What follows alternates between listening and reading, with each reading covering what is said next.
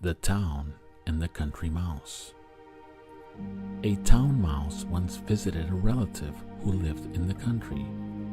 For lunch, the country mouse served wheat, stalks, roots, and acorns, with a dash of cold water for drink.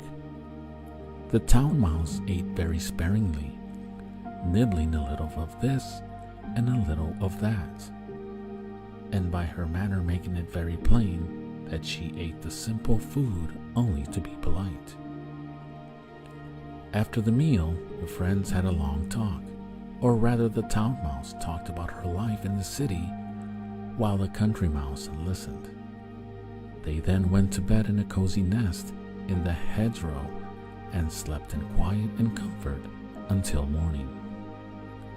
In her sleep, the country mouse dreamed she was a town mouse with all the luxuries and delights of city life that her friend had described for her.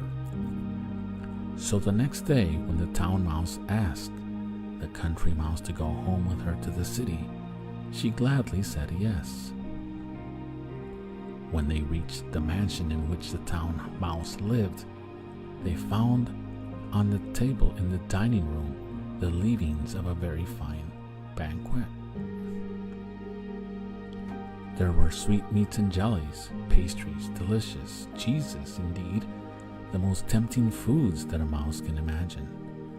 But just as the country mouse was about to nibble a dainty bit of pastry, she heard a cat meow loudly and scratch at the door. In great fear, the mice scurried to a hiding place, where they lay quiet still for a long time, hardly daring to breathe. When at last they ventured back to the feast, the door opened suddenly and in came the servants to clear the table, followed by the house dog. The country mouse stopped in the town mouse's den only long enough to pick up her carpet bag and umbrella.